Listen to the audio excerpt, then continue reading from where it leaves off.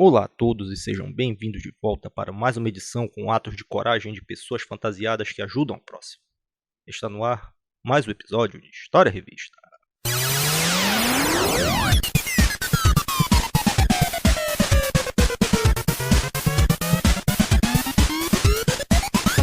EGM Brasil 2, maio de 2002.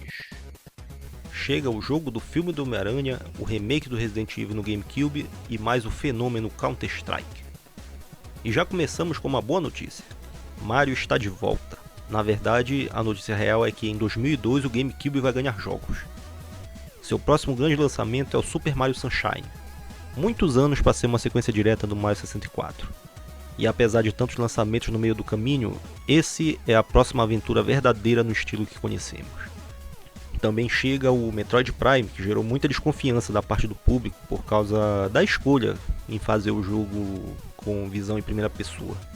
Isso foi porque eles imaginavam que tinham resolvido fazer um FPS, mas muita gente queimou a língua. Quando foi lançado, ele se mostrou uma aventura Metroid muito melhor do que se imaginava e acabou fazendo história. E aí vem mais uma entrevista, agora com os produtores do máximo Ghost to Glory, um jogo de ação da Capcom que dá pra falar que devia ter sido um Ghosts in Ghosts. Só que não devem ter liberado a licença, mas eles foram lá assim mesmo e fizeram uma aventura nova. Seguiu todo o estilo e era como os antigos. Uma dificuldade alta e o herói perde a armadura e fica de cueca quando toma dano.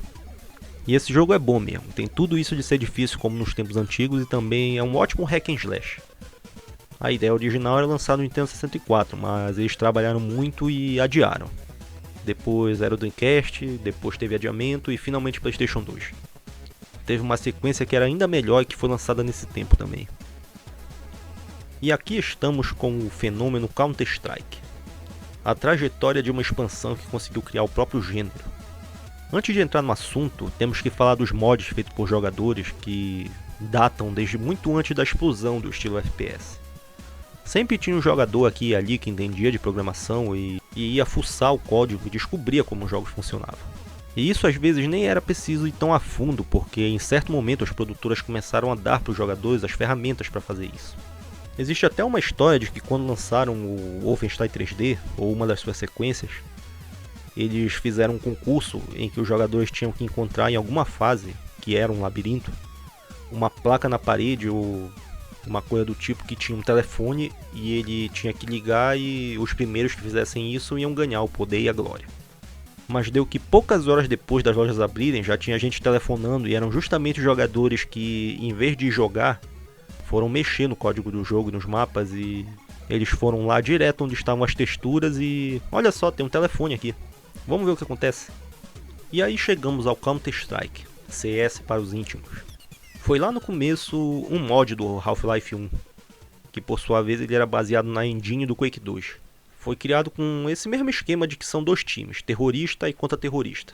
Dependendo da fase jogada tem coisas diferentes a se fazer. Cada vitória ou inimigo que é abatido rende um dinheiro que é usado para comprar equipamento. Podem ser as armas de vários tipos, munição, colete, capacete, granada. Ou se for para falar no idioma do jogo, é B52, B82, ponto vírgula, sei lá, eu tô um pouco enferrujado nisso. O sucesso do Counter-Strike se deve muito à coisa das suas partidas não serem só os dois times correrem um na direção do outro e atirarem. Os objetivos adicionaram uma camada extra que ainda era uma coisa nova nessa época. Lembre-se que essa revista aqui é de 2002, mas o jogo foi criado em 99. O Medal of Honor ainda era do PlayStation 1 e o Call of Duty nem sonho. Ajudou também que era de graça. O cara só tinha que ter o Half-Life e o Counter-Strike estava lá a um download de distância. E nessa hora é preciso falar que o Steam que nós conhecemos só chegaria ao mundo em 2003. Eram pessoas jogando à torto e à direito pela internet e de repente aparecem as Lan House. Foi assim que se consolidou o FPS tático que tinha surgido bem antes.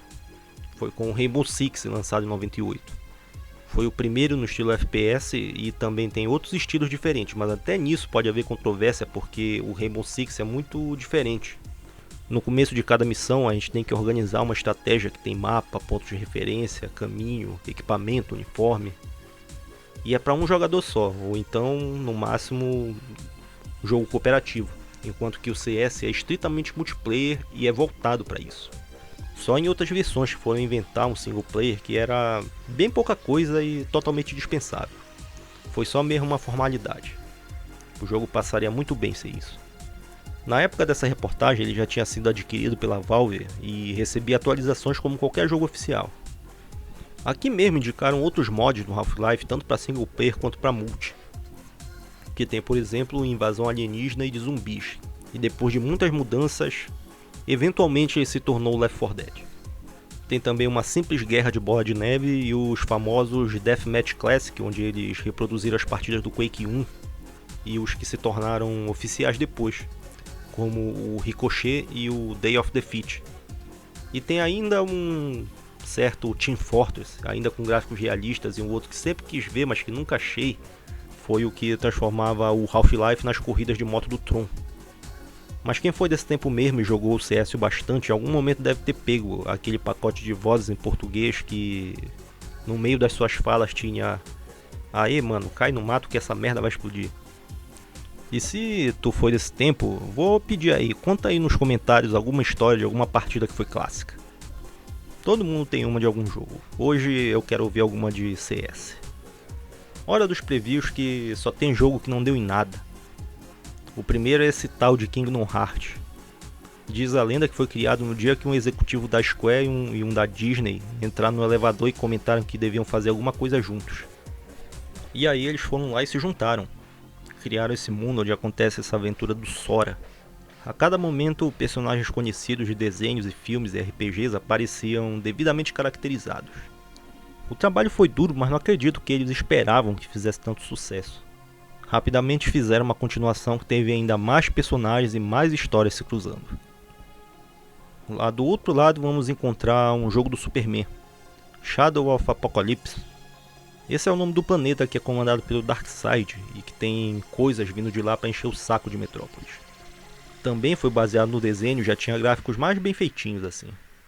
Teve boas notas da crítica e do público, mas isso foi em termos de jogo do Superman. No geral ainda valia para alguma coisa, só que ainda era um jogo do Superman. Lançado no PlayStation 2 e GameCube. O Xbox teve nessa mesma época um jogo que foi exclusivo, que vai aparecer daqui a algumas páginas. Só que antes nós vamos para o Alto e Avante para encontrar o SOCOM do PlayStation 2. Tiro tático em terceira pessoa, veio com novidades para o single e para o multiplayer. Indo para um jogador, as missões eram o jogador humano e mais 3 soldados controlados pelo computador, que o jogador podia falar as suas ordens no headset que vinha de brinde com o jogo e o computador fazia o reconhecimento das ordens. Esse pequeno detalhe do headset também fez um grande sucesso no multiplayer online, que deve ter sido um dos primeiros que teve chat por voz. E isso era uma tremenda de uma novidade em consoles caseiros. Depois teve várias sequências que fizeram bonito também. E esses soldados também seriam muito úteis no próximo jogo. Godzilla Destroy All Monsters. Simplesmente luta de monstros no meio da cidade de toda a turma do Godzilla. E olha que eu procurei esse jogo e não achei lugar nenhum para vender, nem para baixar. Lembro que mais ou menos nesse tempo lançaram um outro parecido que eram de versões genéricas de monstros do cinema. Tipo o próprio Godzilla, tinha o King Kong sem licença. Tinham vários lá, mas todos eram imitação. E era esse mesmo esquema de luta no meio da cidade. E falando em luta, tem agora um porrada de rua. Bruce Lee Quest of the Dragon. Foi uma ideia que tiveram de realmente trazer de volta o Bruce Lee. Seria esse jogo e depois era para ter um filme que seria tipo Beowulf, captura de movimento, só que eles desistiram. E é possível que isso tenha a ver com a recepção do jogo, que não foi nada boa. Ele foi muito criticado e era muito fraco mesmo. Esse estilo aqui não deve ter agradado a galera. Ele devia ter sido feito mais parecido com o estilo do Game Boy Advance que fizeram depois, o Return of the Legend. Ele é mais ação e aventura e é um dos jogos mais legais que eu vi nesse sistema. Muito legal mesmo. Mas aqui pra baixo tem uma outra figura real, Mike Tyson, Heavyweight Boxing. Ele não licenciava a sua imagem para tudo que era jogo oficial, e aí pegaram e tentaram fazer o seu próprio jogo. Desde o PlayStation 1 tinha isso, mas nunca nenhum deles ficou bom. E aqui do lado de novo Superman como um jogo exclusivo do Xbox que falamos ainda agora. Aquele outro lá era baseado no desenho, esse aqui já era nos quadrinhos. Visual mais realista, essas coisas. Também foi um jogo qualquer coisa, com notas baixas, nenhuma novidade aqui. Na outra página achamos PC, GP4, o Fórmula 1 super realista em mais uma versão. Foi lançado em 2002 com as coisas da temporada de 2001, só que já precisando de um computador de 2005 para rodar em qualidade alta. Não dá para negar que era um bom jogo, e o que tinha de ruim a comunidade vinha e ajustava depois. Ele foi visto com mais detalhes lá no especial de Fórmula 1. Também de corrida, vamos ver lá embaixo as 24 horas de Le Mans. Saiu também para o PlayStation 1 e Dreamcast. Um dos melhores jogos de corrida desse estilo, só que foi visto por pouca gente. Tanto o modo simulador e o arcade funcionavam direito, e os gráficos fazem parecer que não ia ter um jogo melhor por pelo menos 10 anos. Até que tu chega numa curva, bate, o carro vira e a gente descobre que a parte de baixo é só uma textura preta e lisa. O tipo de coisa que tira toda a ilusão do jogo. No dia que eu percebi isso, comecei a reparar em vários defeitos logo em seguida. Eu mesmo digo que gráficos não podem ser tudo, mas também não é pra aloprar desse jeito, né? Aí tu tá de brincadeira. E agora o especial da capa.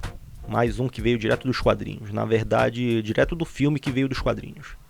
O Homem-Aranha e seu primeiro filme. Claro que ganhou um jogo bem caprichado. Só tem uma parte que é baseada no filme mesmo. Para poder ficar mais longo, eles colocaram além do Duende Verde, o Abutre, o Shocker, o Scorpion. E só no Xbox tem o Kraven, o Caçador. Nesse jogo o esquema ficou parecido com aqueles outros dois que lançaram no PlayStation 1 e Nintendo 64. Só que agora que os gráficos realmente eram poderosos, a cidade de Nova York não tinha neblina e era prédio até onde a vista alcança. O jogo era bem linear, mas também existia liberdade o bastante para explorar a cidade e ir atrás dos segredos que liberavam os movimentos. Também era novo que tinha um jeito do Aranha andar no modo stealth que era bom para ganhar bônus no final da fase. Isso servia para chegar no final do jogo e habilitar um modo que a gente jogava com o Duende Verde, uma coisa que realmente era um bônus. E foi um jogo legal e deu bem certo, mas acabou que ele foi o último nesse estilo, que não mostrava nenhum tipo de cansaço, mas aconteceu que veio a era dos jogos de mundo aberto. E o Homem-Aranha 2 e 3 e o Ultimate, que foi baseado nos quadrinhos, foram nesse estilo de mundo aberto. Com exceção daquele do terceiro filme, eles não foram jogos ruins. Eles conseguiram acertar a fórmula e era muito legal poder passear livremente jogando teia por aí. Só que esse estilo anterior ainda tinha muita coisa para mostrar. O jogo é recomendado e o filme também. O novo não. Antes de falar do próximo jogo, nós vamos fazer uma paradinha rápida para mostrar nessa página a propaganda da revista Play. E eu queria dizer que se alguém aí na plateia tem alguma edição dessa revista e quiser fazer uma doação, estamos aqui a postos para recebê-la com muita alegria. Mas se não tiver a revista Play, aceitamos também as de videogame que sempre falamos por aqui. Doação ou compramos se for um precinho camarada, mas de preferência doação. Você acha que conhece Resident Evil? O remake do GameCube chegou e vai te assustar tudo de novo. Mais uma vez, vamos contar que nessa época a Capcom fez um anúncio de exclusividades para o Cubo, e uma delas foi o Resident 4, que foi lançado lá na frente, mas antes aconteceu o relançamento da série oficial que tinha até o momento. Não sei se a ideia era refazer todos os jogos, só que eles foram rápidos para que não ficasse a impressão de que era isso que ia acontecer. Mas se fosse o caso, é possível que o Cubo tivesse um pouco mais de sucesso do que foi mesmo. A começar com o primeiro, que foi todo refeito do zero. Começando pela história que foi expandida. Criaram várias áreas novas na mansão e em todo o resto. E também colocaram segmentos que fazem referências a personagens e acontecimentos futuros. Os filmes com pessoas reais saíram e agora são animações em CG, e o texto ficou muito mais pesado e sombrio. Também fizeram uma dublagem profissional e tiraram aquele clima de filme trash. Também mudaram vários enigmas e tem finais novos, até isso. A jogabilidade também ganhou novos elementos, e uma das mudanças fundamentais é com os zumbis. Primeiro que tem aquilo que aconteceu no 3. Ao jogar com a pistolinha normal, existe uma chance aleatória de que um tiro vai estourar a cabeça dele. Coisa importante, porque agora se tu atirar e o zumbi ficar no chão, ele não está totalmente morto. Não é aquilo de que se tu vai passar perto, ele vai agarrar o pé e aí tu dá uma pisada e a cabeça dele já era. Se deixar o zumbi jogado lá, depois de um tempo ele ressuscita mais forte. Aí ele vai ser um Crimson Head. e para esse mesmo só se tu atirar com a Magnum ou o lança-granadas. Para que isso não aconteça é preciso estourar a cabeça do zumbi, no caso a pistolinha ao acaso, a espingarda ou o novo elemento. Ou o novo elemento que é andar pela casa carregando um latão de gasolina e tacar fogo no maldito quando ele estiver no chão. Aí sim não tem volta. Também inventaram os movimentos de defesa que na hora que o jogador é agarrado por um zumbi dá pra meter uma faquinha no pescoço dele. Essa é de uso limitado. Só que mais adiante já aparecem outras. E com as imagens que já vimos até agora, nem precisa falar que os gráficos e o som passaram também por uma reformulação completa e deram uma nova vida que o jogo tanto precisava. Os cenários continuam do mesmo jeito, estáticos e sem movimento, mas ganharam pequenas animações e toda a mansão que conhecemos não foi simplesmente melhorada, só que remodelada também. Agora ela tem cara de que num belo dia deu merda e todo mundo que estava lá na mansão, no laboratório, no jardim, o que fosse, só fez pegar o que estava ao alcance e saiu correndo. Isso criou um novo clima para a casa toda. E no retrospecto geral, esse jogo não tira a importância do original e é um daqueles que todo mundo que teve o GameCube tem que botar na coleção, ou pelo menos aquele do Wii U, que saiu depois. Não foi à toa que nessa edição o Resident Evil 1 foi o jogo do mês com a nota 10 e 9 da redação. Vale a pena dar uma olhada nesse jogo. E agora já chegamos na parte que tem os lançamentos do mês com as suas notas. O primeiro a aparecer foi a sequência do Shadow Man, que se chama Second Coming, com um 2 no lugar do S. Gráficos bonitos, só que muito slowdown. Seria um jogo esquecido se não fosse pela genialidade do pessoal que fez a sua publicidade. Eles procuraram por famílias que tiveram parentes que faleceram recentemente e pediram para colocar placas de propaganda do jogo nesses túmulos novos. Coisa que tem a ver com o tema do jogo. O protagonista tem o poder de viajar entre o mundo dos vivos e dos mortos, só que é preciso ter um pouco de bom gosto na hora de fazer essas coisas. Sei que muita gente fica com o pé atrás quando vê a marca da LJN, mas no meu caso o meu problema é com a Klein. A LJN pelo menos só faz merda dentro dos jogos. Acho que foram eles também que teve uma vez que fizeram um jogo e na propaganda dele fizeram um outdoor que sangrava no meio da rua. A coisa é daí pra baixo. Vamos ver o próximo. Tekken 4, PlayStation 2. Um ponto de mudança da série que buscou a reinvenção depois do sucesso que fizeram o 3 e o Tag. A maior novidade de todas foi o seu sistema de jogo. Primeiro com os cenários que eram infinitos para qualquer direção, e agora tinham paredes, ele tem limite. Ele faz do espaço dos cenários um novo elemento de estratégia, e a favor disso também tem que cada cenário funcione do seu jeito. Tem, por exemplo, a pista do aeroporto, que é bem vasta e demora para chegar na parede, que é só um lado que tem limite. Mas também tem o cenário da luta contra o Rei Hash, que ele tem 4 paredes e são bem próximas. Mas também tem a praia, que de um lado tem água e no meio tem palmeiras. Ou então o do shopping, que tem colunas e o chão tem nível diferente. Com essas paredes inventaram também um novo arremesso que é comum a todos os jogadores. Que não é aquele arremesso normal, mas é pegar o oponente e jogar ele para o outro lado. É bem útil para sair do canto da tela. Todas essas novidades estão de acordo com a mudança que passou o seu protagonista também, o Jin Kazama, que de acordo com a história ele se revoltou com tudo que é relacionado à sua família e durante o tempo entre os dois jogos abandonou aquele estilo de luta e aprendeu outro. Praticamente é um novo personagem aqui nesse jogo. Mas acho que isso também foi uma desculpa para que ele pudesse ficar menos apelão, como ele era lá no Tag. Só tem uma coisa que não entendi, que foi por que resolveram fazer os visuais de alguns personagens do jeito que ficaram. O Yoshimitsu agora tem uma armadura que ele parece um besouro, e a segunda roupa do chefão, o Rei Hashi, é esse fio dental que é sem comentários. Nessa versão caseira colocaram alguns personagens extras e também voltou o Tekken Force, o modo em que o jogo vira porrada de rua. E que em vez das fases serem fotos como era no 3, agora são cenários feitos em 3D que vão para todas as direções. É um bom jogo, vale ser revisitado pra gente lembrar como é que o Tekken era bom quando ele ainda era um jogo simples. Nota do editor: eu falei essa mesma coisa sobre o Tekken 1 no outro episódio que teve dia desses. Tenho que revisar melhor esses textos. Vamos em frente. Ainda no PS2 tem o Blood Omen 2, continuação do Legacy of Kain, o primeiro jogo. A sua sequência foi o Soul River, que não contava mais como uma continuação, mas sim como um spin-off. Ele virou série por suas próprias pernas. sendo que em cada uma controlamos um dos lados da história. Aqui embaixo tem um que foi adaptado dos PCs, No One Lives Forever, um FPS situado nos anos 60 que foi inspirado nos filmes e seriados de espionagem da época. Imaginem um negócio tipo o 007 Comédia, mas com um protagonista uma mulher, a Jane Archer. Teve uma sequência que foi feita logo depois. No GameCube, Sega Soccer Slam, jogo de futebol que tinha foco na porrada. Pode ir lá e descer o braço no outro time que tá valendo. 18 Wheeler, também da Sega, o OutRun de caminhões. Olha só como os jogos da Sega começaram a sair para todos os sistemas. É curto e parece complicado, só que é simples como era o OutRun. NBA Street, EA Sports, a série de rua que começava bonito e quase começou uma mania. Começou a aparecer nesse tempo umas exibições de basquete nesse estilo e esse jogo foi lá.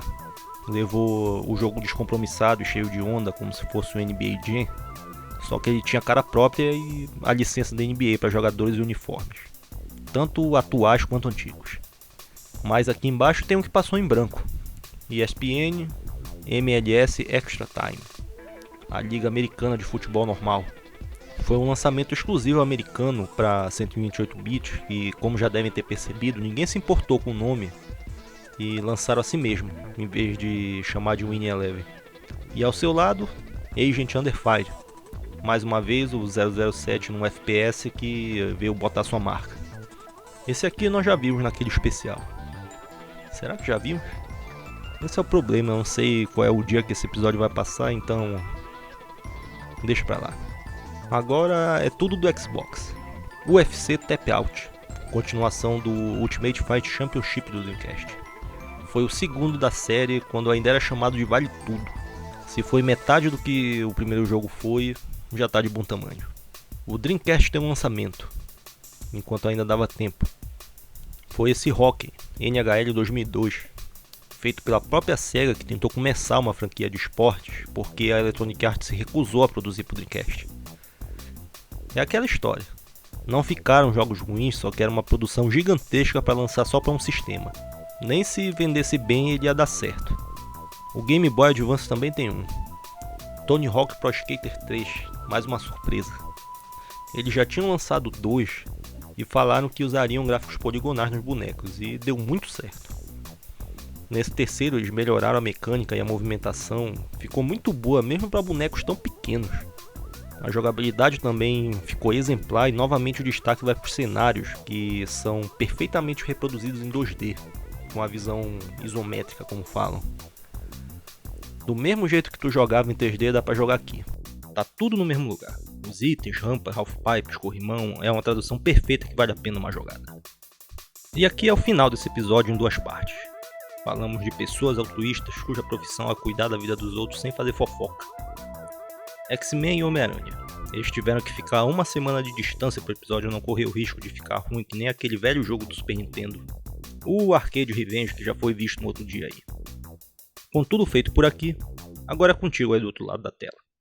É curtida, compartilhada, comentário, aquelas coisas que tô com um pouco de sono e esqueci a ordem. Acho que preciso de mais café servido nessa incrível caneca feita pelos nossos amigos da E-Soda, que é bem melhor do que aquele videogame Retro 5, que ele só roda 5 sistemas. Essa caneca é compatível com todo tipo de bebida, quente, morna, gelada, escolha sua. E aproveite para comprar a sua no link deles que está aí embaixo também. Vamos fazer um brinde e agradecer por virem aqui de novo. Vai, um abraço a todos e até a próxima.